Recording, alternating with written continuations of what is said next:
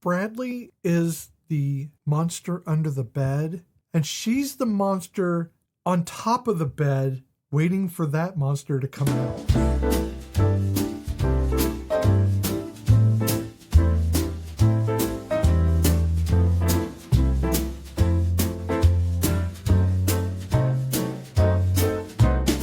Welcome all you castaways and cast-offs. It's time for another episode of Cozy Quilt Cinema. I'm Michelle. And I'm Beth, currently sidelined in a dead-end role, but plotting my comeback from a very comfortable island. Every week, Michelle and I curl up on the couch, we watch a movie, and then we carry it into the studio and unravel it like Elle Woods presenting her bend and snap. Woohoo. It's not a critical review, though we probably will be critical. Are we about to root for the villain? Is survival horror actually our love language? We have so many questions. Wrap yourself in Mama's double wedding ring quilt. Climb into the blanket fort and let's watch a movie that's new to both of us. I'll have what she's having. I want a hot dog really bad.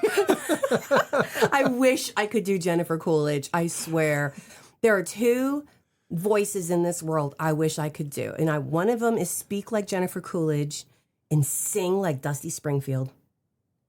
Neither of those are bad things. No. It'd be an awesome world if I could do both. But I can't. Also, I'd like to be able to do a mid-Atlantic accent like Katharine Hepburn. I cannot do that. Okay. I wish I could. That's fair. I've tried, and I could do it if I hear Believe it. me, with my southern accent, I would love to have that. I mean, I could do it if I hear it. The lack of an accent is very appealing. Oh, definitely. It's such a lack of accent that it has an accent. Oh, yeah. Well, I mean, it has one because they exaggerate. So Paget Brewster does it amazingly in the Thrilling Adventure Hour. I've heard her, yeah. Yes, I love her. Slightly drunk. I love. But that's not her character, just her. No, that's actually not. And unfortunately, No, I wasn't love her prepared for so this because I much. can never remember. But it's the ghost hunter husband and wife, and they're rich, and they go on these like stupid ghost hunter, but they're drunk all the time. So they always have this little. Yeah, clink. who's the husband? Is It's the Nathan Fillion, right? No. Is it not Nathan No, Fillion? Nathan Fillion is in. He does a few of the Sparks Nevada. Sparks Nevada. But he's that's not what it Sparks is. Nevada. No, he's in it. Yeah, he's Sparks Nevada is Captain Holt's husband. Oh, okay. Yes. Yeah. Okay, but now remember in the episode of Community, Kevin Costner. Kevin Costner. So you remember in the episode of Community when the dude thinks that Abed is hitting on him at the bar? He thinks that he's teasing. Yeah. That's who plays her husband. Oh, really? Yeah, I am shit with actor names sometimes. Apparently, I really because am. I don't even remember his name. No, well, he's also the voice of the dude who had brought the cow to Bob's Burgers. David? No, it's like it's gonna bother me now. I mean, we could look it up. Yeah, we can literally look it up. I have a phone right here, and you've got a computer in front of you. Pause. I'm not going to pause. Okay. I'm just going to talk it through. Okay. We decided to watch a new movie. Yes. Because we've watched a lot of nostalgia movies, and they've been letting us down quite a bit, and it always helps to cleanse the palate. And one of the reasons why I wanted to watch this one is because a friend of mine, account on Blue Sky is DisMoviePod, DisMoviePod, and she sees so many movies, and her account is going towards talking about disabilities in movies. Yes. Which I think is excellent. Oh, definitely. And she really focuses on a lot of that, but she does focus on a lot of other things, and she has been to the Cannes Festival, stuff like that. So she's like really into this, and she watches movies constantly. I think we see a lot of movies. No, she sees a lot of movies, and she is such a good person. I really love her, and I will be putting her links and contact info onto the show notes so that everybody can see who it is that suggested Send Help. Okay. And please go check her out. It will be in the show notes, and you can click on it, and it'll take you right there. Okay. Well, I found out that it was Paul F. Tompkins, who was Frank Doyle Paget Brewster's husband in Thrilling Adventure Hour. And Sir not appearing in this film. And Captain Holt's husband is Mark Evan Jackson. Kevin Costner. James Urbaniak is in that too. Man, there were so many people in Thrilling Adventure Hour. If anyone out there wants to if you just like to listen to funny ass stories, go back. They're all online. And there are so many episodes and there's so many different like serials in it. I wasn't a fan of every one of them. But there were so many really good ones. Sparks Nevada is one. And I can't remember the one that Frank and Sadie Doyle are in, but it's funny as hell. And there are so many cameos of different actors. I mean, even Misha does an episode. Yeah, not a sponsor, by the way. Not a sponsor, just a passionate love of the Thrilling Adventure Hour. And honestly, I'm sad that you it's like gone. a scripted podcast. I do. I mean, honestly, I started with, I blame Welcome to Night Vale. That's what got me into that one. And then, now it's Old Gods of Appalachia. So, and I kind of got you a little bit into that one because you were willing to go with me. I appreciate the Southern preacher aspect of it because I grew up. The narrator, Steve Shah. Oh my God, no, I'm blanking. Guys. That's okay. We had a very physical day today. and sometimes physical days make my brain go. So yeah, no, we went to a show. Yes, we did, and it was pretty good. It was fun, and I enjoyed it. I got to see Cecil from Night Vale. Yeah, and that was like the best part too. I mean, I was excited anyway. I had no idea Cecil was. Look, I love a good show, so I'm always happy to attend a show. And the dude who plays the theme for the show, he did some of his original pieces. Yeah, and we were like, damn, he's so much better in live, honestly. Well, I think sometimes you just have to see some of these shows live, and it pulls you into the scripted comedy later. And it was an old theater. Yeah, and it is like a Southern Gothic type of a horror, but it's the Appalachian Southern Gothic, and it's again Old Gods. I love you, and I'm sorry, again, I can't remember your name. Not a sponsor. No. But I would love to be a part of it. And if they asked me to do a part, I would do it in a minute. So what are we doing? We are doing Send Help 2026. So let me tell you the summary. Regina George, after the bus accident, it kind of messed with her brain. And she went into, not finance, but she went into business. And Stiles Stilinski from Teen Wolf, something happened after Lydia became a banshee, and I think he lost his mind and became a douche. And now he's the owner of this business. Well, he's the CEO of this business. And him and his frat boys decide that they're going to be, the dicks of the party. And they just, the CEO, well, the father of Stiles, which, I mean, in Teen Wolf, he was a good guy. But in real life, he was a dick to his son. And he said that he was going to let Regina George be the vice president. And Stiles said, no, my buddy is going to be the vice president. Okay, let me stop you right there. So that is not at all what Send Help is. You are using your own headcanon, and that is not cool. But it is Regina George, and it is Stiles Stilinski. It is not. These are just the actors playing a different role. I think you've gotten into a parasocial relationship with this movie. And you really should not. Oh, no. So let me tell you what the actual summary is. 2 colleagues board a flight to Bangkok. Only 2 of them survived the crash. One of them has watched every season of Survivor. The other one cannot spell help correctly on a beach. This is going to go exactly how you think and nothing like you think. No, nothing. And that is the most basic summary I can give you without spoiling everything for you. So, yeah. This movie is not what you expect at all. Nope. And some of what you expect. Oh, I mean, yeah. But I didn't want to know anything about this movie when I was looking up my notes. And when you first mentioned it, you were like, you told me enough about it to make me interested.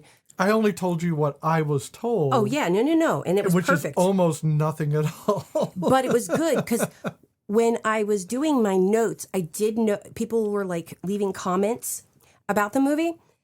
They were like, this is great, but it's disturbing. It's unappreciated, underappreciated film, but definitely some disturbing imagery and blah, blah, blah. And I agree. That's true. They were right. So this movie, it was directed by one of my favorite directors / whatever you want to call him, because I think he writes too, Sam Raimi. Yeah, not one of my favorites. He's not? Just not. No, and I'll tell you why, and I'm going to get to it. Okay. But he did Evil Dead, 1981, which was good. Was good. Also bad. Well, horrible. It was terrible, but somehow wonderful at the same time. How is that possible? Because it's a Raimi film. Yes. Drag Me to Hell, 2009. Also kind of the same, but different.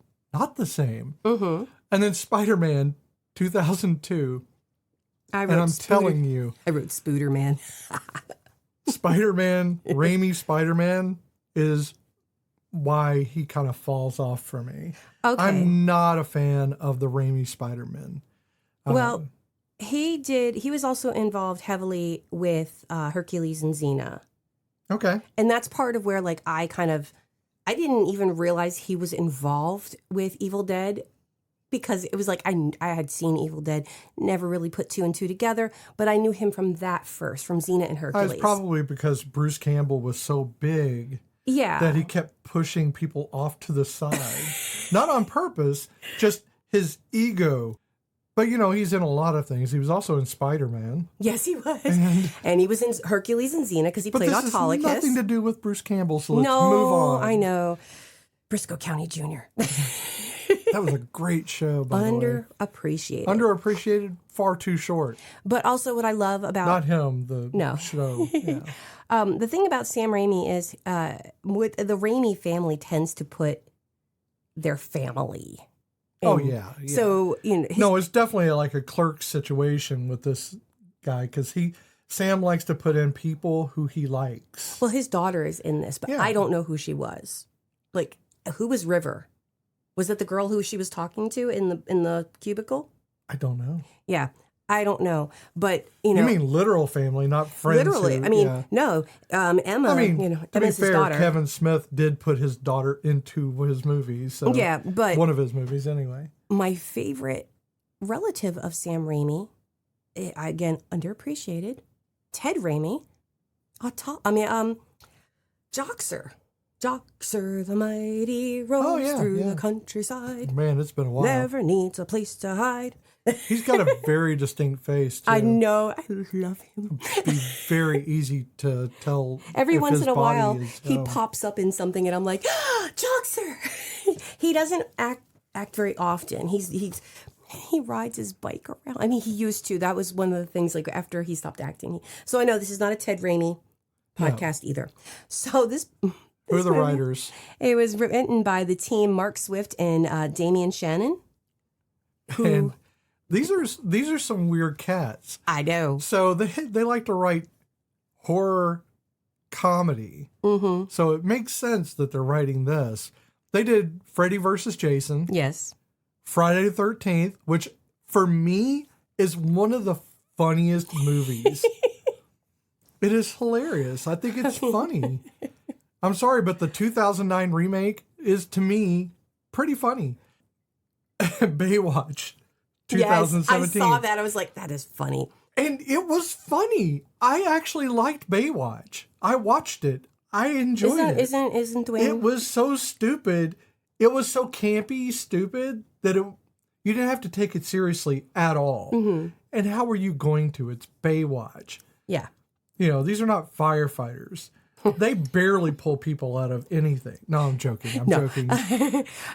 Wasn't that the one with Dwayne The Rock Johnson in it? Yes. Okay, you got to say his Zac full name. Efron. And you have to. Oh, Lord Efron. Yeah. It was The Rock and the Lord. You have to see a Harry Potter musical. Yeah. To understand the not Headmaster Efron. That's what it was. But that's what I liked about Baywatch, though. It's very self-aware of its comedy. It didn't make any bones about it. Even the fire that was funny. So when they did Freddy vs. Jason, they did that with Wes Craven. So that's kind of, a little bit weird in that sense. But yeah, these guys... We're very excited about the people that weren't actually in the film. I know. But we are excited about the people who were in the film. True. And I actually have a short list this week, which is saying something, even though... Well, only because there's only a few people actually that are the primaries. Yes, but also, I mean, there were a few people, but yes. Yes, but no. But also yes. Well, I already mentioned Emma Raimi, but that's because of the daughter thing. Sure. I'm actually, I'm not. I won't. I was going to do them backwards, but I won't do them backwards. Rachel McAdams, who plays Linda Little. We've already done several This of her is our movies. third Rachel McAdams. Okay. Yeah, she was in Mean Girls. Yes. She also did The Notebook and Spotlight. Why did I say those? Because I didn't want to do 3 of the movies we just did. Well, we did Mean Girls. I know. So I put one, and I had to do the other 2. I'm like, I don't want to just keep saying Rachel McAdams movies that we already did. I know. But she did the 2023 remake of Are You There, God? It's Me, Margaret. Okay. And she played, what's her face? Oh my God, I blanked on her name. The bitch I can't stand in all of every Sherlock Holmes. But she was in the Robert Downey Jr., Jude Law, Sherlock Holmes. I can't think of the character's name. I didn't pay attention to that movie at all. I liked it, not because they were doing justice to Sherlock Holmes, but because it was Robert Downey Jr. and Jude Law. That's all I needed to know. They were just making that out is the all whole time. I needed to know. It was just them kissing the entire movie. Best fan fiction ever. So we also have Dylan O'Brien. Ah, the Dill man, the Dill O'Brien man, O'Brien guy. Okay, so he plays Bradley Preston, a.k.a. Styles Stilinski, the douche. But he was also Styles Stilinski in the TV show Teen Wolf. Right. He was also in Maze Runner. The whole series, y'all, everyone. Well, not the Maze Runner. Well, he was in the Maze Runner. He was in every one of the movies. Not the original movie, but he's not been... Not the series, though. No, just the movies. Yeah. And There's no series that I know of. And because Beth says it doesn't count, he was in an episode of New Girl. It doesn't really count. He was an ancillary character. He was a flashback. Those don't count. Gay! It was funny, but it doesn't count. He was so young. He should be used to being trapped in small spaces with a girl on top of him. Oh, well, yeah. Because New Girl, he was trapped in the... Yeah, he was. They were trapped in the window. So, American Assassin is another one he did, just to kind of redeem himself as a CIA operative who's playing very intense, slightly unhinged. Mm-hmm. Yeah. And to our listener who was probably going to yell at me for my inability to pronounce, I love you. I did tell her. I love you, and I appreciate it. Adele Ishmael, who plays Zuri, she's beautiful. I mean, her skin is so perfect. I can't even. But she was in the Australian version of Ghosts. Now, there's a British version, which is the original. I don't know which one came first, the Australian or the American, but the American version is pretty funny, even though it's not as funny as the British one, because that shit is funny. And she was in, I think, year 1. I didn't write that down, but I think I saw her in year 1, but I wrote down La Brea. I have nothing for her. This was her feature film debut, and I did not look at the things that she did as other productions. Okay. And only because he's in Brooklyn Nine-Nine, I added Dennis Haysbert, who played... Haysbert. Yeah. I can't say his name, apparently. Haysbert, who played Franklin and also God in Lucifer. And he was in The Dark Tower. Yeah, he also did several other things. 24, that series. Far From Heaven, and Major League, 1989. A great movie. This is Allstate. It's true. And, yeah, the Brooklyn Nine-Nine, you can't get past that. That's just all I think now is like... Do you think I worked with Jake Peralta all these years and not know the funky cold Medina? God bless that man. That's a good one. Yep. So, do you have Xavier Samuel? I do not. Okay. I told you I stopped at that point. Xavier was in the Twilight Saga, Eclipse. Who did he play? Riley Beers. Okay, is a newborn vampire wrangler. I don't know that. Who one. deserved better from Stephanie Meyer, apparently. A Few Best Men, which is an Australian wedding comedy, and Adore, which is a mature Australian drama. Who did he play in this? In this? Yeah, was he Donovan? Oh, I have no idea. It's just supporting cast. Oh, okay. So he's in one of those. Look for the sparkly vampire. You'll find him. Okay. No. I just meant like in I Look for the sparkly vampire in this movie. Oh, in this you'll movie. find him. Oh, okay. I just wasn't sure if he was the dude who got hung by his neck. I can tell you, out the plane. if it's not the two primaries, everyone else doesn't count. So she had to beat me because I gave a spoiler. You don't. I mean, this is not a 1981 production. And I'm so used to us having movies that are so old that spoilers don't matter. I know, because in Say Anything, they do literally say anything.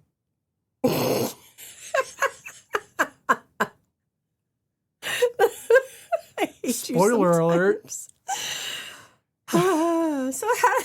And Danny Elfman did the music. So this is And you can tell too. He's got a very big. He's got a style, and he's stuck to it on this. There is a sweeping arrangements that prance. They do for some scenes. They really do set the tone. And honestly, it's the beauty of cats going crazy in the background. You're going to hear a lot of banging around and maybe some firearms. Don't be afraid. These are just cats playing. Yes. We had to pause it to get the louder things out of their path. And now there's a shotgun. Oh, God, it's aimed at us. No. Okay. Joke's on them. I didn't load it. You're funny. The beauty of Danny Elfman is that the scenes that have suspense, you feel the suspense, but it's light. I told you it prances. Yeah, and it's like you know something is gonna happen, but you don't know when it's gonna happen. And it could happen in the string section. Yeah, and that's the thing. Is like some movies, you know something is gonna happen because the music kind of builds and tells you. That's how I know Jaws was bad. So how did this movie make you feel? Overall, at the end of the movie, I really don't know. I'm going to have to say I was conflicted. Mm-hmm. That's my biggest thing. I was very conflicted about, at first I was, at the start of the movie, I went through... There's a lot of emotions. I think I went through the 7 stages of grief, and I know there's only 5. But you threw some extras in there. But I had 2 extra. You had some 0.5s in there. Because the movie had some turns to it. But no, I was indignant at the start. Oh, yeah, for her. And then it went all the way at the end to... What? Just entirely conflicted. Just completely conflicted. So I cannot center on one primary emotion. How about you? So when you first introduced this concept of an idea to me of that watching a newer movie that was a horror movie, even though it is a horror comedy, my gut instinct is to say, ugh. Because I'm glad we have that on tape.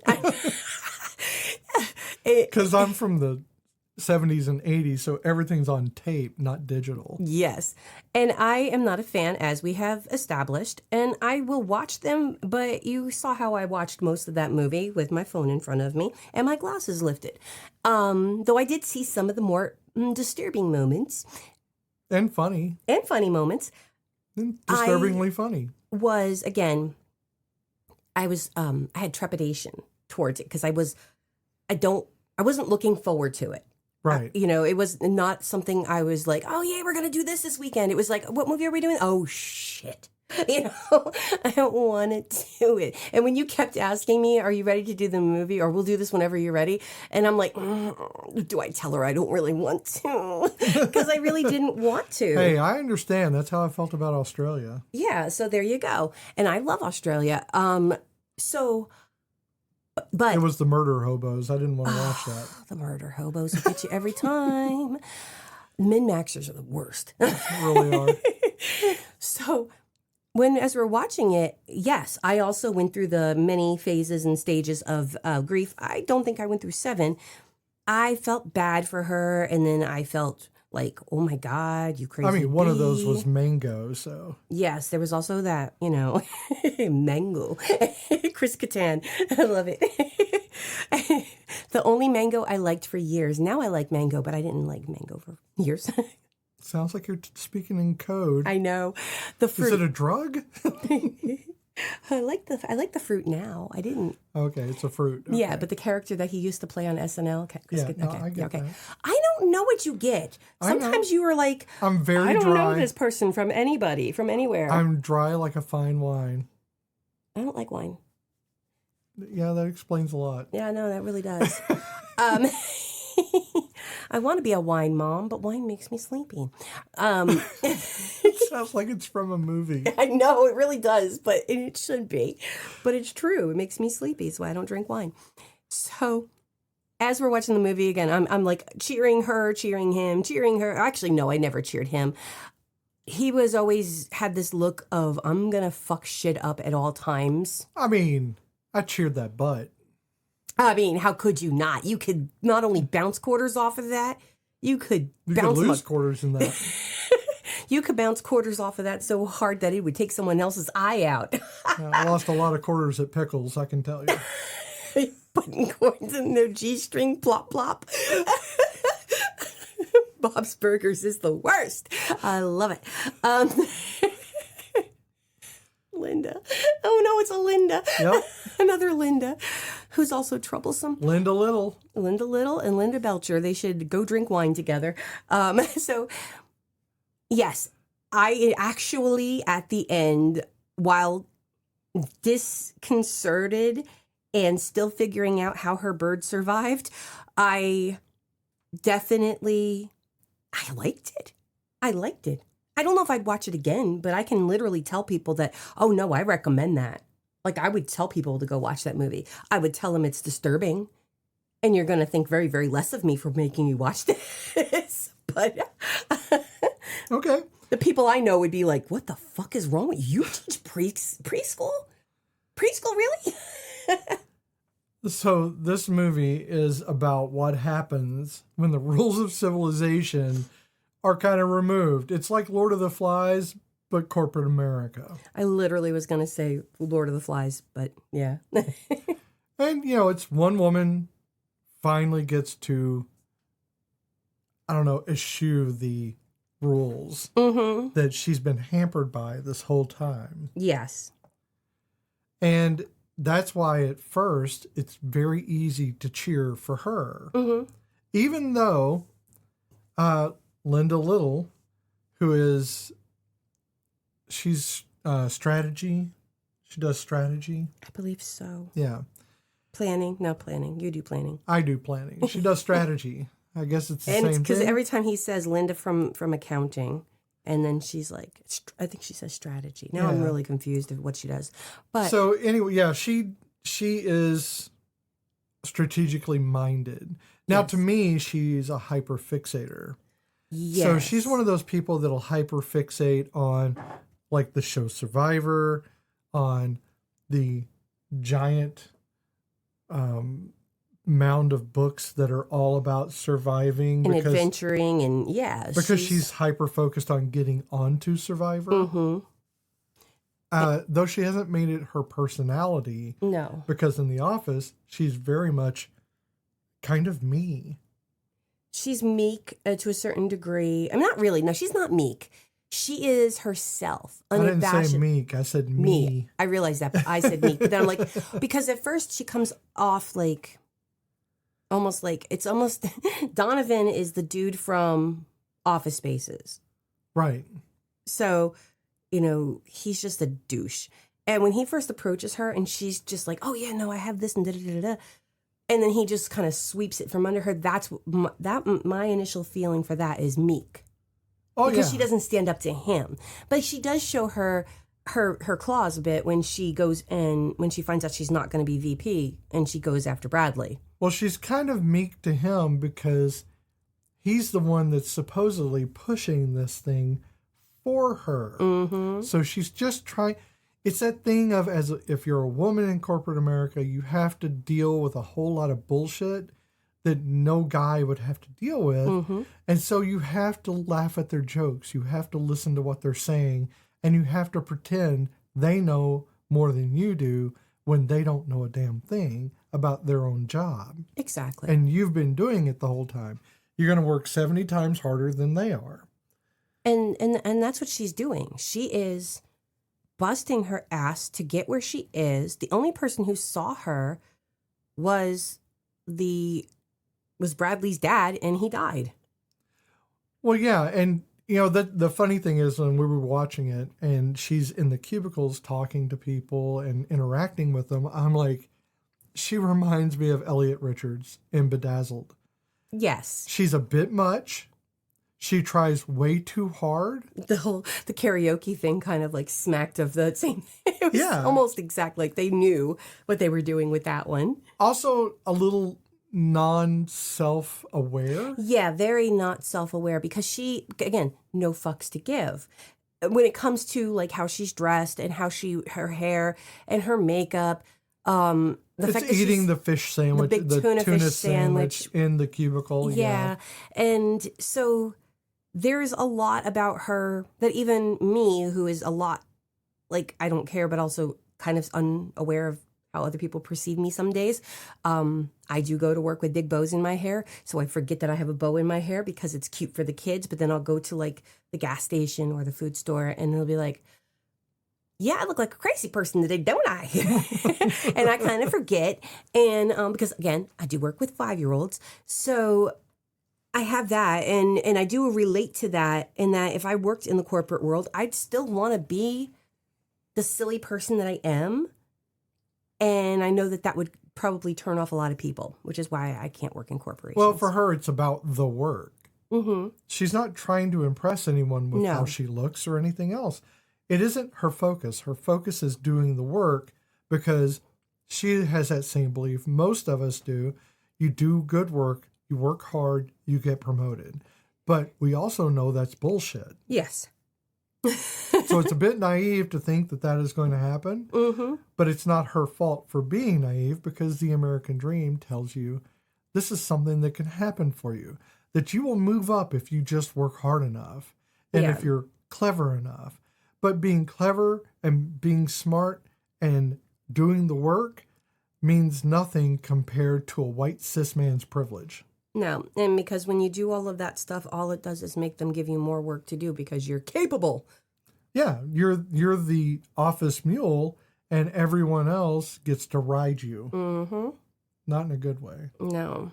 Bad way. Like, Grand Canyon without the saddle way. Yeah. I think that's why they kept trying to turn me into a resource teacher. Well, you can do it. I don't want to do it. I liked what I was doing. And she was doing it 7 years of invisible labor. Mm-hmm. The credit for the things she was doing was stolen from her from the douchebag. The douchebag in the suspenders. Promotions were promised and then handed to that douchebag who just joined, the... Yeah, he'd only been there for 6 months, but he happened to be Bradley's frat buddy / golf buddy. And at the start of this, Linda's not the villain. She is what happens when, when an institution or when a corporation refuses to see someone. Now, I'm not saying she's not the villain, but I don't... Yes, she does some shit. At the start of the film. No, I'm just saying in general. I know, I'm doing like the overarching. I don't necessarily think she's a crazy little cracker, but I don't know, even though I know what she does, I still kind of cheer her on. Well, sure, because she's already suffered enough. And it's that female empowerment. She has taken back every ounce of her life, and she has found where her power is, and it is surviving on that island. Well, I mean, here's the thing. I don't think this is a film about morality. Oh, God, no. Oh, this is a film about being smart. Oh, yes. Being smarter than the other person. Maybe not smart, but witty. Like, definitely, like, there's a difference between intelligence. Witty, maybe conniving. Well, I mean, there's a difference between intelligence, because we know that by the intelligence quotient, your quotient, your IQ means very little in the real world. It's having that knowledge, and really that's what it is, intelligence and knowledge. Sure. But I wasn't trying to break it down into its No, but I'm just saying, parts. because she is a smart woman, but I feel like it's her knowledge is why she was able to, and again, finding that place in the world where she fits perfectly. Right, and she fits on an island. I mean, we know they have a plane wreck. There's some really good deaths in that. Oh, my God. You really need to pay attention because God. I think it's excellent. I think I missed the first death. The comedy in this is very dark, but it's also, for me, very funny. I laughed out loud several times during the death scenes. I know. It was disturbing for me, but also funny. And the whole thing is Linda is the planner. She is strategic.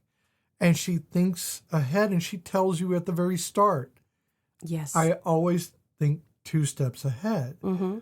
That's part of her Survivor film that she does. What is it? Her audition tape. Audition tape that everyone's laughing at right before the plane starts to goes down. And that too. I wrote, toxic masculinity, or I wrote boys club equals toxic equals dead for it. Because when the plane starts to have some shit going down, which we don't even know what caused the plane to start. Yeah. Yeah. It was a lot. But she immediately, they said the buckle your seatbelts, light comes on, the attendant comes out and she's like, put your trays up. And Linda's doing that. But it's the boys club that are like, oh, you're a girl if you're gonna go and sit and buckle up your seatbelt, and they all fucking paid for that. Oh yeah, definitely. So the film belongs to the good for her kind of cinematic universe. I mean, this is all about her winning, and we want her to win. Now, are you conflicted about the win? Probably a little. Yeah. Because when you interject morality into it, you have to account for, was it right or wrong in your estimation? But if you look at it without the morality, she got the win. Oh, no, she totally did. She did win in the end. So we know how it turns out. She wins. But I'm not going to tell you how she wins. No. You got to see it for yourself. And you are conflicted. Because things happened. Well, and there are moments where you feel like Bradley might not be such a douchebag, but then he becomes a douchebag immediately. He betrays her at every turn. At every single turn. But I love... And it reminds me of the frog and the scorpion. Every single time, I'm like, well, there's the scorpion. He's not going to change. He's just going to keep being a scorpion. Well, when they had that first fight, and he's... Not the first fight, actually. It's one of the many fights that they have, and he's by himself for a while. And then he comes back, and she's got all that food. Oh, yeah. And he's like, oh, I would pay, I would pay lots of money for... I would kill for that. Yeah, and she's like, huh, and then how would you survive? Because she's right. If you kill me, how are you going to eat tomorrow? Right. I mean, he can't even spell help on the beach, right? Oh, he wrote H-E-P-L. It was send helpel. Heppel. And she even looks at it and she goes, Heppel? As she walks by in her underwear. And that's something I wanted to address too. So when we start out, she's mousy. She's unkept for the most part. She's clearly doesn't give a fuck about how she looks because for her, it's about the work, doing the work. Not about dressing up for someone. She's not here to entertain. Sure, she could, but she doesn't Rachel need. McAdams. She doesn't figure she needs to. It doesn't even enter into her mind to do it. Why does she care? She does the work. The work should be all that matters, but it's not what matters. Not to them. No. And when we're talking about the overall arc of the movie, she changes as time goes on when they get stranded on the island, on this little island.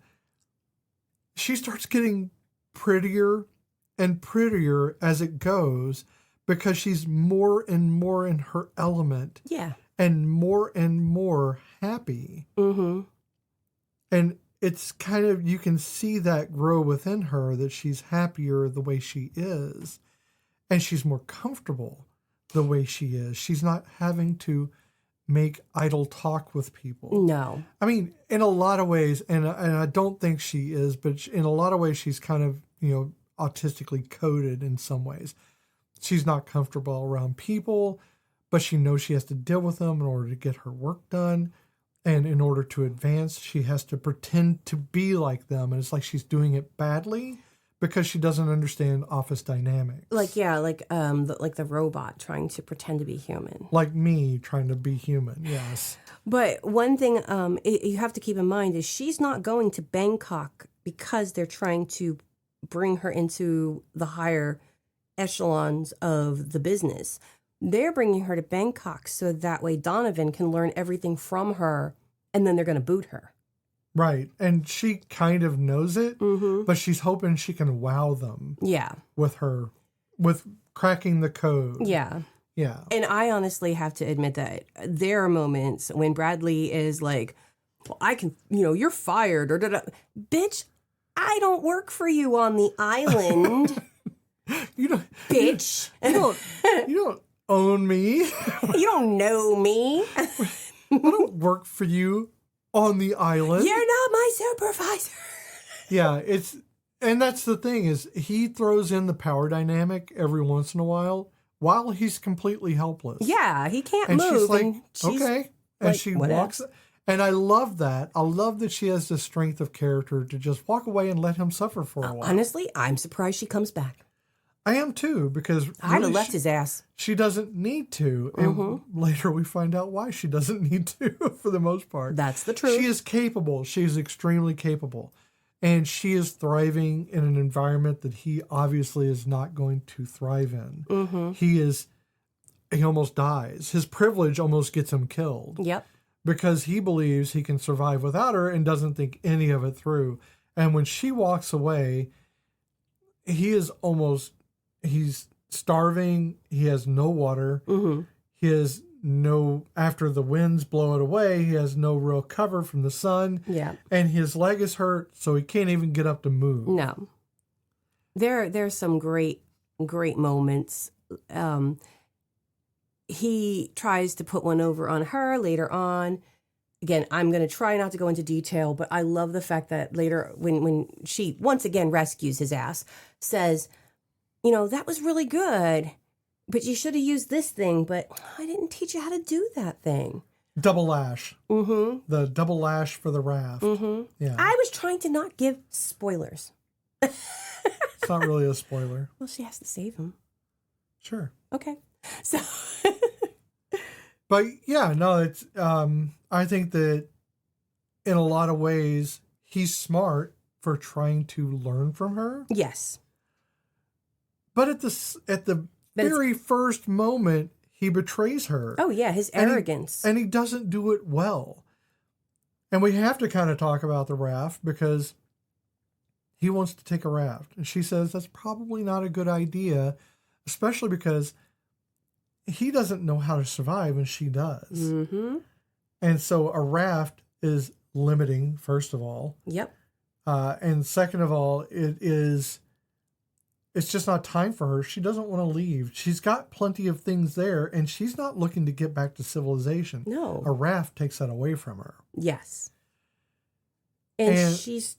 Yeah, go ahead. Oh, no. She's trying to not only show him how to quote unquote survive, because again, she doesn't want to give him every bit of strength and power over her, but she's also hiding shit, and he's hiding shit. True, but she's also trying to still prove to a man that's there as if he's in charge that she can do the work. Mm-hmm. And really, she's in charge.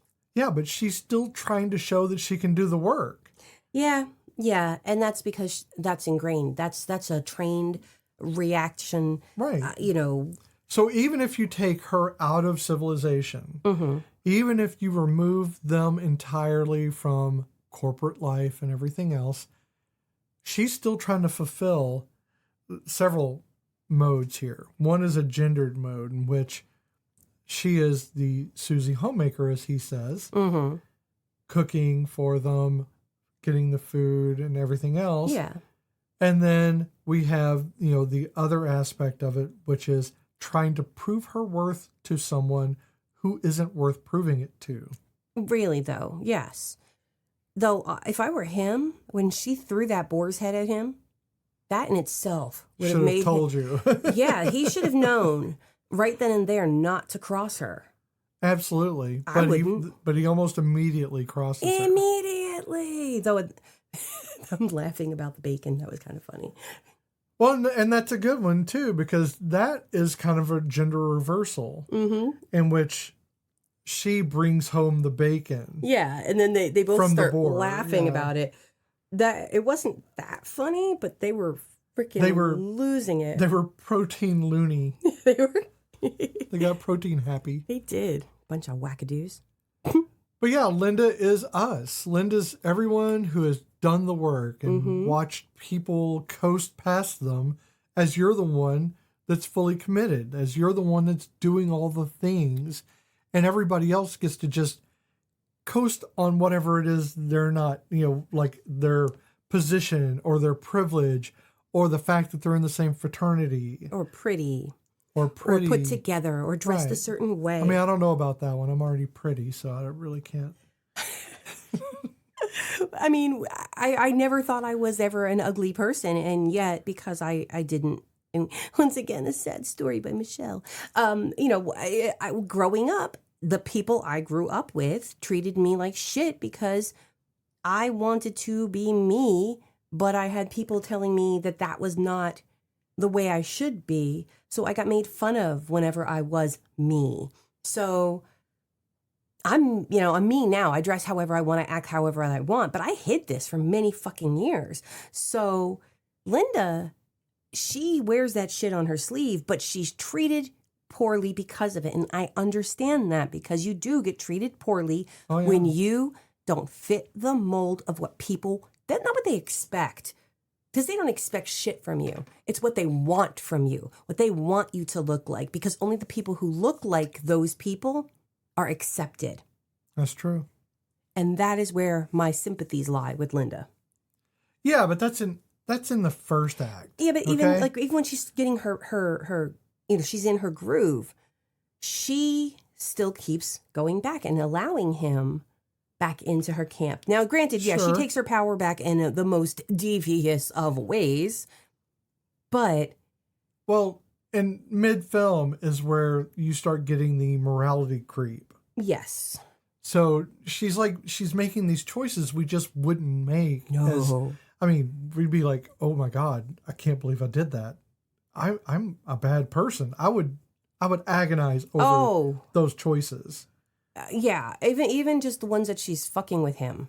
Right. I just couldn't do that because I would want to be like, oh, we should cooperate because we're on this island together. Mm-hmm. We want to survive.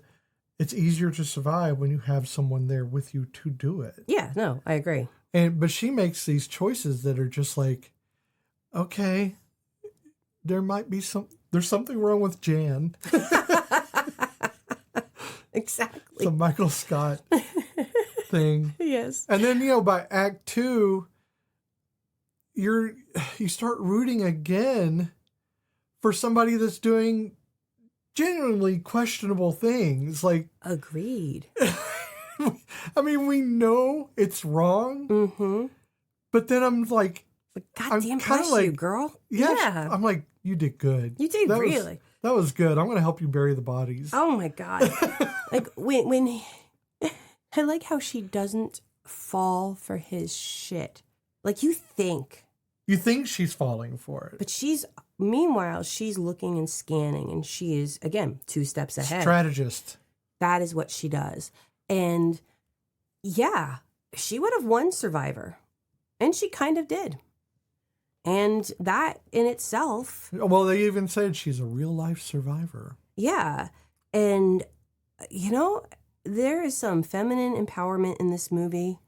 That is still kind of creepy. Kind of, no, 100% creepy, but also, snaps, bitch, because, she got it. She took her power back. Oh, yeah. I mean, her catering to him to keep him alive or to have the company, that I can understand is just ingrained from a very, very young age in a lot of girls' heads if they're raised by, people who are of a certain mind frame, because I'd like to believe I didn't raise my child to be that way or my children to be that way. But sometimes I look at my youngest and I'm like, oh my God. I love her, but she's got to grow some, but that's the emotional maturity, I love her. And she doesn't listen, so I'm not worried about her hearing this. That's true. One day, though. And yeah, well, like, I'll be dead by then. And I'll be dead by then, so it won't matter. She'll be in her 70s listening to it. Yeah, because she'll be like, I miss my mom's voice. On her combination skateboard phone. Had to beep you. I don't mean to. I tend to say my children's names, and we don't want to do that. I love you all.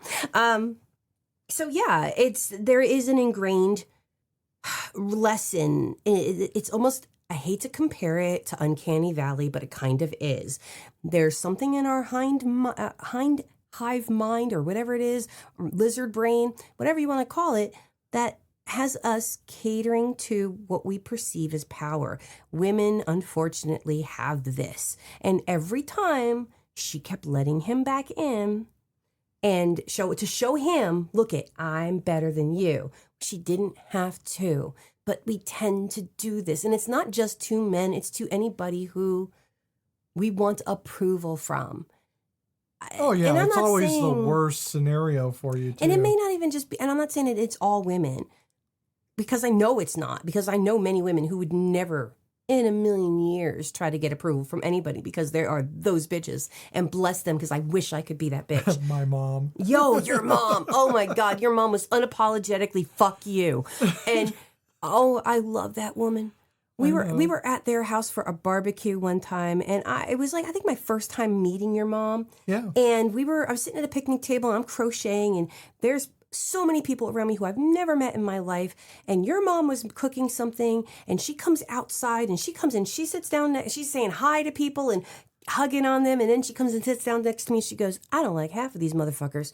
And I went, oh my God. My mom she was the kindest person who would absolutely break a bottle on a bar and stab you to death. But I miss her so much. She and I've told this, it's an anecdote I've told several times.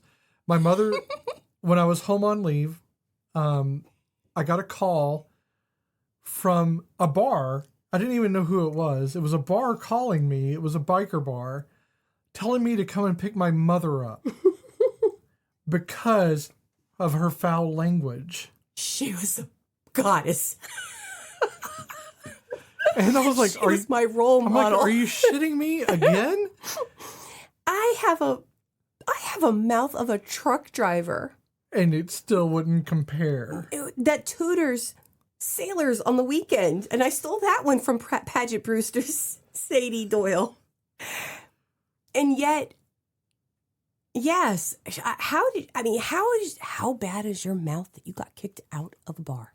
A biker bar. A biker bar. Not just a bar, but a biker bar. A legit Southern biker bar.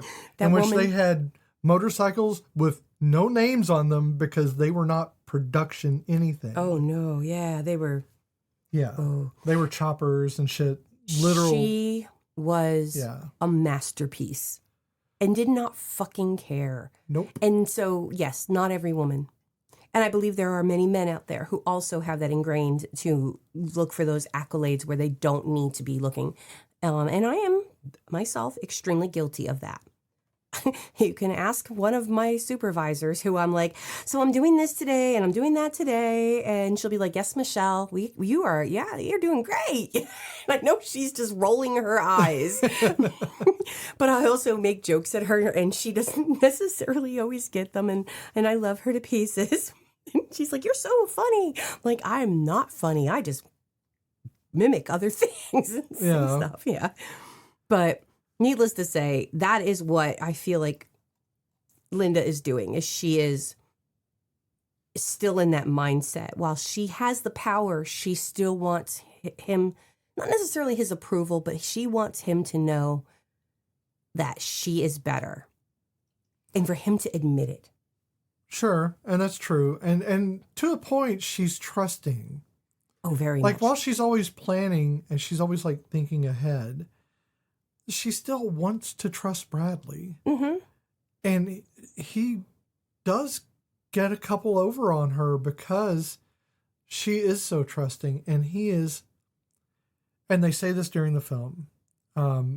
He was talking about his parents and how they were not good people to him. Yeah. And that, he never saw his father, who she adored, and who was going to make her VP. And his mother was abusive mentally and physically, that kind of thing. And she tells him, well, they say that monsters are grown, not made. They're made. They're not, made, not born. Not born. Yeah. And so I messed that one up. But, it's okay. But Bradley is kind of the epitome of the monster who has been grown. But also she is. Oh, no, she's a monster too. But yeah. Yeah, so here's the way I liken it. Bradley is the monster under the bed, and she's the monster on top of the bed waiting for that monster to come out. I'm with you on that one. But yeah, he is going to get eaten. He doesn't even realize the danger he is in. Yeah. And like you were saying, though, they say in the movie about the monster, being made, not born. Ladies of Morbid could probably tell you, the other podcast I listen to, that there are some monsters that are definitely born monsters. Because some of these serial killers they talk about, a lot of them were made, but some of them just born wrong. Okay. I mean, yeah, there's definitely like room for like mental illnesses that may cause things like that. But I think that people who get the help that they need, it's undiagnosed things. Oh yeah, so these are sociopathy. Not. I don't think that people are born monsters. I believe that people may have issues. They may have mental illnesses, or they may have, genetic issues that, if unattended, can expand into things that will make them monsters in our society. Yes. But these are very few and far between. Oh yeah, no, I was just, because it just made me think of it because of one of the cases that I was listening to them do, and that person was definitely a monster. Because when there's nothing behind the eyes, it's like, whoa. Well, a lot of times those are made monsters because of their parents, the abuse that they suffer, things like that. Yeah, not in this case, but no, in a lot of them, though, I'm not, like I was saying, though, not every one of the serial killers or true crime cases that they go over on Morbid usually it does have some type of childhood trauma that causes them to become the people that they are. Right. But there are some unattended stuff. Yeah, but there are some cases where it's just like, nope, that person is broken. True. Because it does happen, So there are things we can't talk about the film. I know, which is why we keep going off into other. I know, and there's things I wrote down that I don't want to say. I know, and I don't want to say it either. I think you can mention that, but let's not go into the reasons, the things that hit after that. Yeah, no. So there are a lot of really we talked about the raft. So I think we can talk about that. Yeah, so there's some disgusting moments in this movie. I mean, it is a horror movie. But, some horror movies are not gross. Gross funny, really. It is gross funny. All of them really were gross funny. I hate to keep making that vomit noise, and I'm sorry if that's a trigger for some people, but it really is. It's all I can think about. Because you learned it from our child. I did learn it from our child. Because, again, I love her, but she taught me bad things, okay? You left me unattended with her. That's true. And she taught me bad things. It was a pandemic. I had to bring bacon home. We were home alone together. I learned things I didn't need to know, okay? I was exposed to TikTok during that I know, time. you need to be deprogrammed. I do. Ugh. And then I worked with teenagers after So that. talk about that. Okay, I will. I'm sorry. I had to get my head back into it. So a lot of stuff happens, and yes, he made a raft, and it failed because rafts against breakers, because he didn't see the breakers. He just saw the little lagoon they were in, that little cove. And so breakers that were coming up pretty rough. They were freaking curls. Well, first of all, he went out at night. He went out at night. There were Pretty curls, stupid. big curls. You could have ridden those curls, okay? And no, he could not with that raft. So it broke and he went under. And she pulls him out because, again, she saves his ass. And he didn't double lash. But he had done something to her earlier. And again, I don't want to tell like every little detail of it, but she's sick to her stomach at this moment. And she's also trying to give him CPR, and she keeps vomiting in his face. And I can't say I wouldn't do the same. It was funny because it kept happening. I'm like, how much did she have in her At stomach? what point is she going to stop vomiting? I mean, when is it just going to be bile? Because I know when I throw up, at some point, there's just liquid coming out At of the me. point that it stopped, I was surprised that it ended. I know. That's how much she vomited. But good girl. She got it out of her. And yeah, that was disgusting. I mean, I think even I would have turned my head. Well, and then there's the boar. The boar. The boars are, I don't know if this had to have been intentional, because we have excellent CGI. We have so many, good animators and stuff like that. Mm-hmm. This is a cartoonish. It was Pumbaa on steroids. Yeah, it was a very cartoonish boar. Well, all of them were. Yeah. They were very obviously not real, and they were very obviously way overemphasized. They were. It was like the drag queen of boar, but nowhere near as pretty.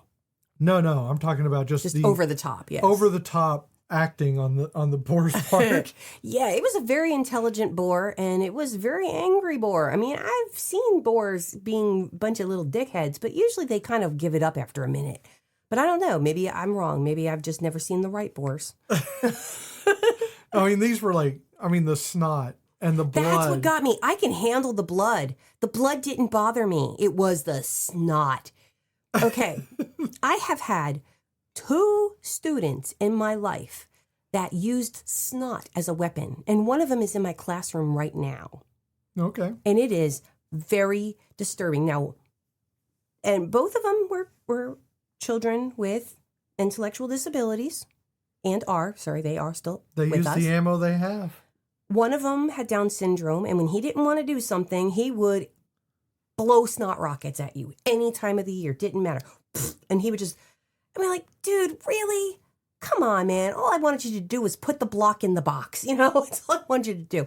And now I have one who I've only had for a very short period of time, because why not start preschool at the end of the school year? And he does not like the rules and the transitions in the class. And when he doesn't like something, he immediately has a scream cry and then blows snot. And we're like, dude, you've been here for about a month now, and it's not new. We do the same thing every day. Everybody else is doing it fine. So, yes, I have an issue with snot. So when that boar started blowing snot, I was just like, And yes, I will abstain from vomit noise this time, but that's what I wanted to do.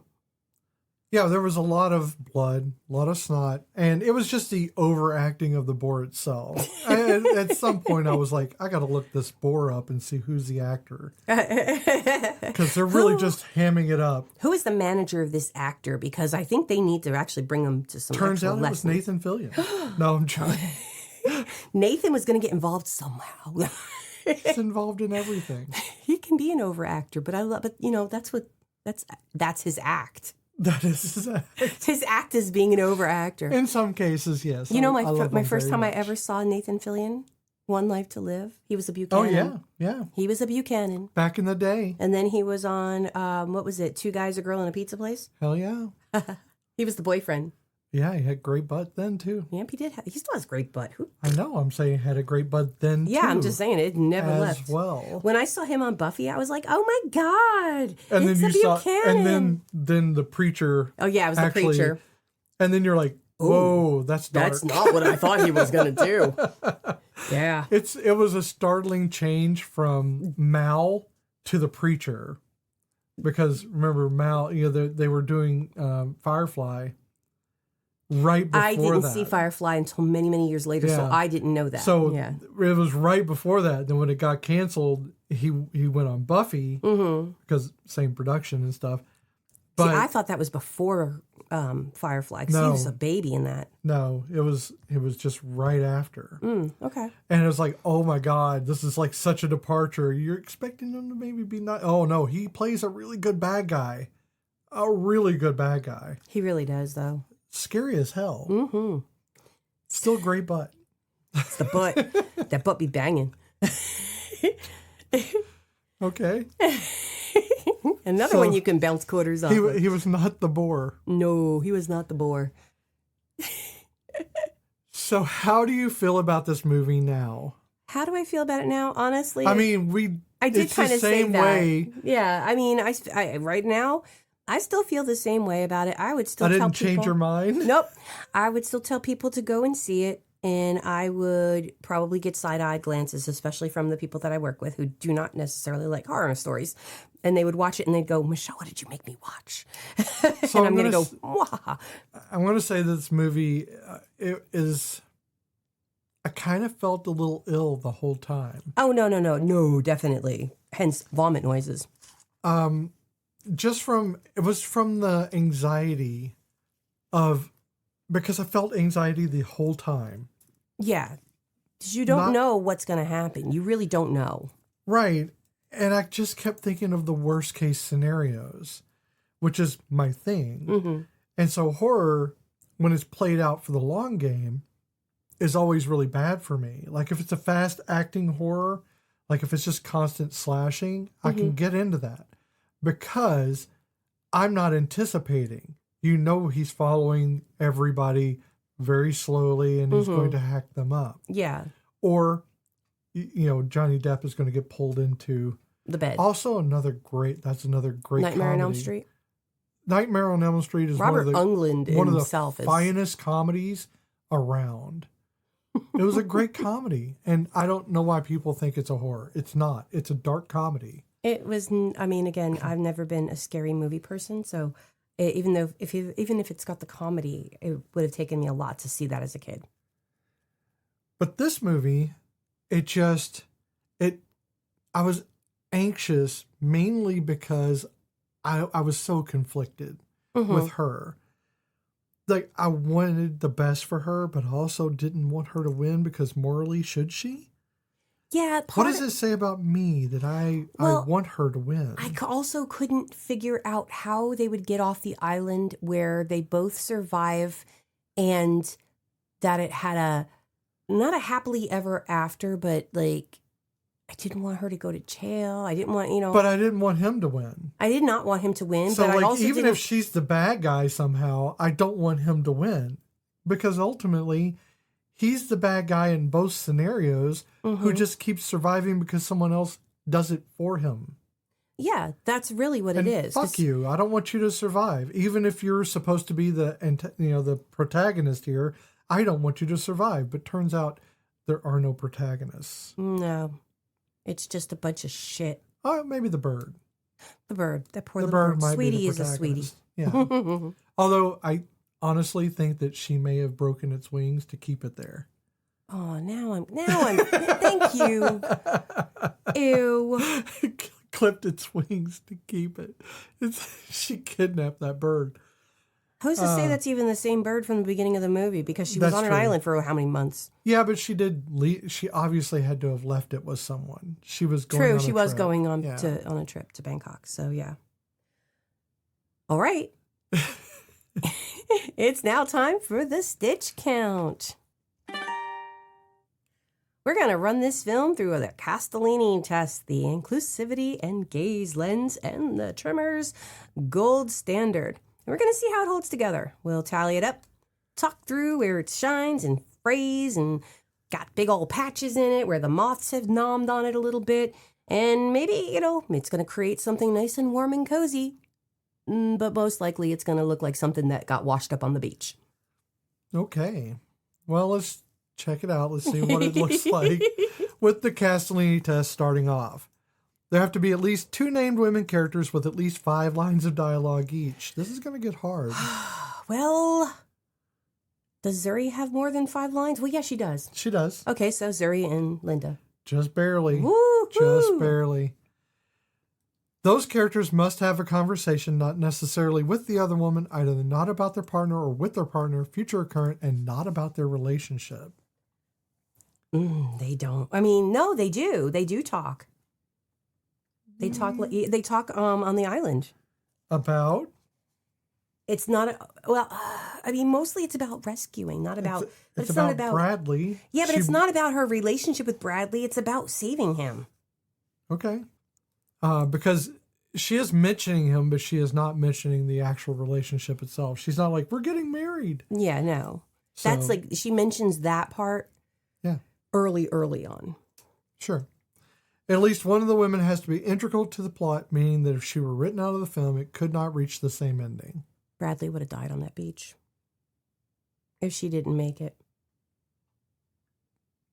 Yes. So I really don't think the movie would have continued without her. Like if she died on the plane, right? He would have died on the beach and there would have been no movie. True? Sure. For him, did the film end differently? No. I mean... But technically, the film would have ended differently. Yes, it technically would have.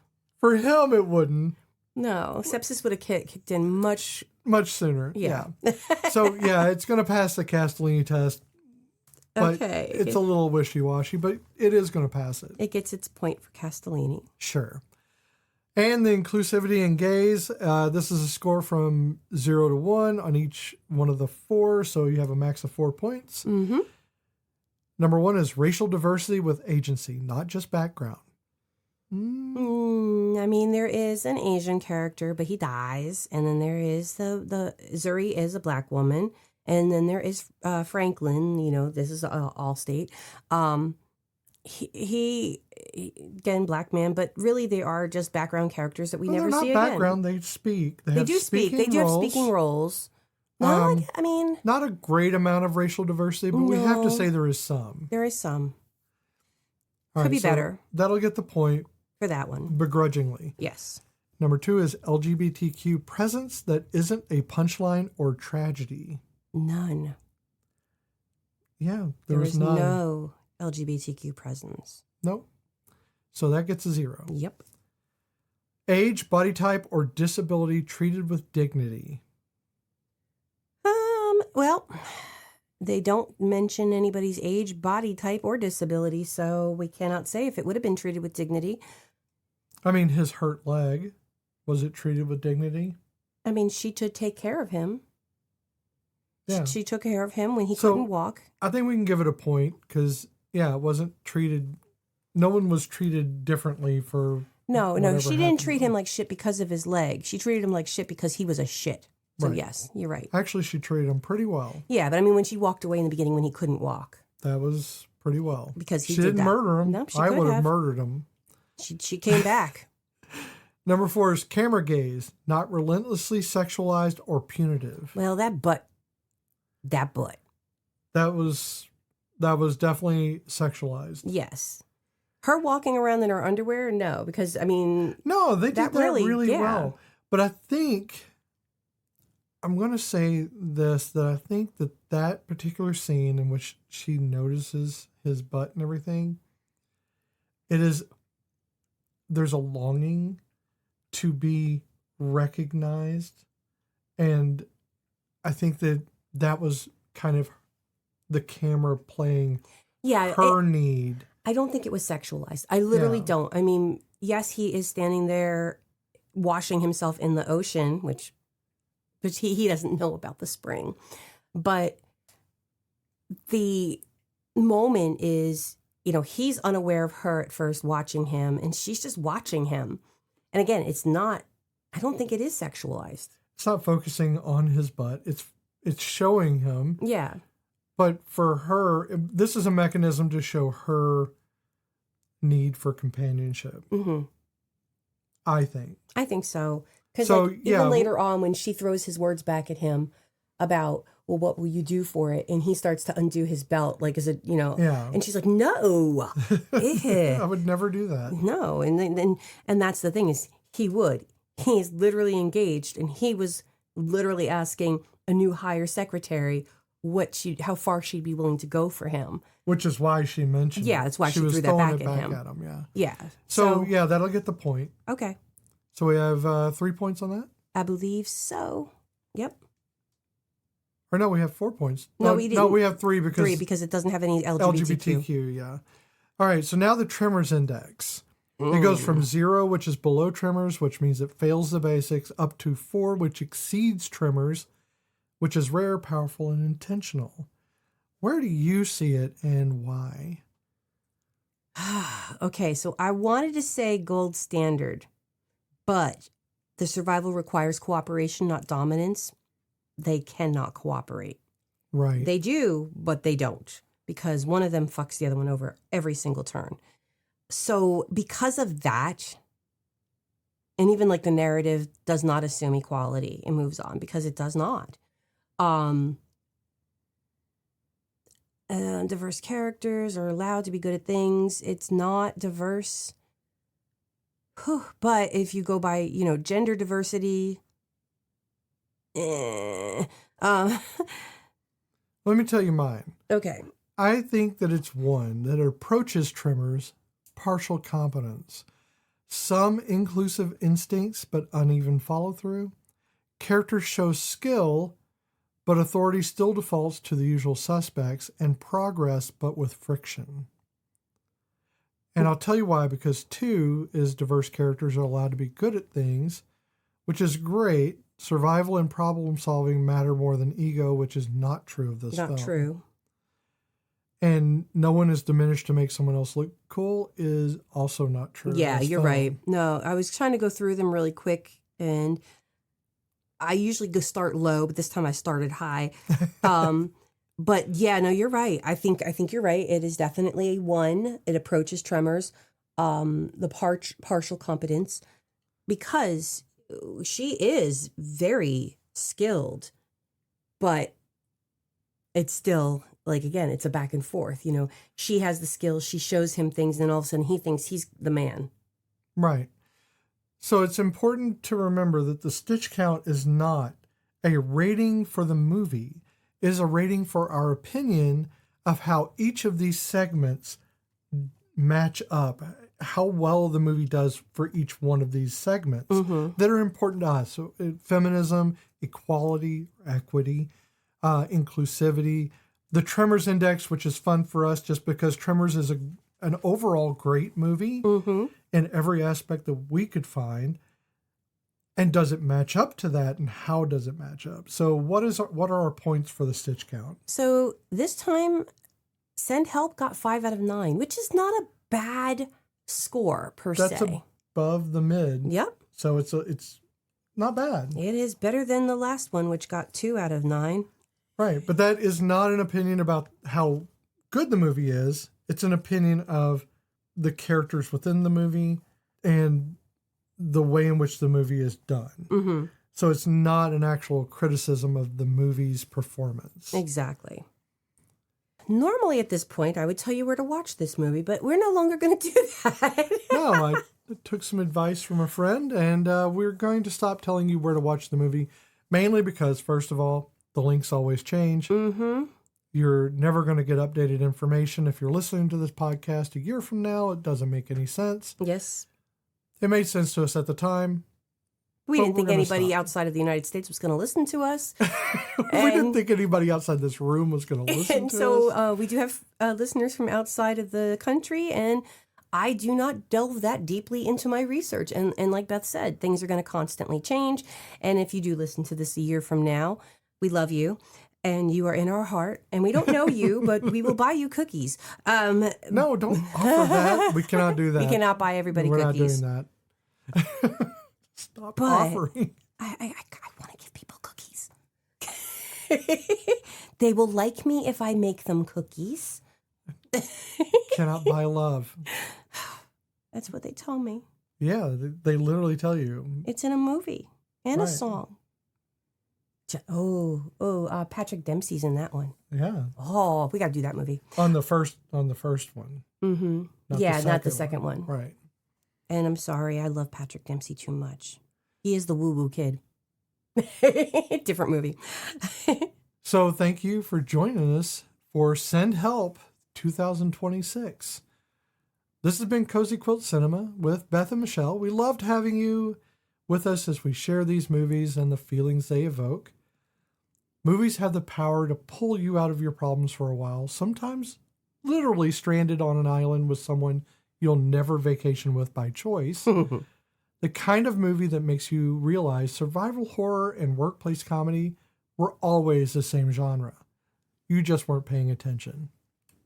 And you find yourself somewhere between horrified and completely understood because maybe you never crash landed on an island, but you absolutely wanted to paralyze your boss and take charge of the situation. And if this one lit something up in you, made you cackle, made you wince, made you text someone immediately, well, that is the whole 9 yards. Keep those feelings going. Follow us on Instagram and Blue Sky at Cozy Quilt Cinema, or send your feedback and personal reflections to cozyquiltcinema@gmail.com. You can always find our episodes wherever you listen to podcasts, just like you're listening to them right now. Please consider subscribing and leave a rating to help with this community grow. And remember, we have a new website. It is cozyquiltcinema.com. Yes, we do. Very easy. It's awesome, guys. It's so exciting. So, now, this has been in the making for a hot minute. A few months back, we got a request from one of our listeners, Nicole, and this is a request for her birthday. I'm not telling you what it is. So here are your clues. The lead in this movie gained 25 pounds and worked at a publishing company under an alias. I guessed it. I'm going to throw this cat at you. It is also the first film franchise trilogy directed exclusively by women and the only rom-com trilogy in the new millennium. That is true. So other than that, I am not telling you nothing. That is also true. But Nicole, I hope you're listening because this one's for your birthday. We'll tell you happy birthday on that one. Oh, yeah. Non-licensed happy birthday, yes. That's true. Do like the it's your birthday, you know. I was going to do the Beatles one. Oh, that's licensed. You can't use Beatles. You'll get sued. That's true. Da-da-da-da-da. No, don't do it. You'll have to sell the cats. Nobody wants this trash cat. Paul McCartney will take them. Probably would. Linda! Bye, guys. Bye. What are you doing? I'm getting out of here. You can't put that kind of weight on that yet. You don't tell me what to do. How about that? You know what? You think you're so smart? Well, guess who you're talking to? CEO of a Next Gen 500 company, baby. That's right. A company your father built. God rest his soul. Oh, wow. Oh, wow. You know what? You're so done. Huh? Yeah, you're so fired. Oh, am I? Yeah. Oh, no.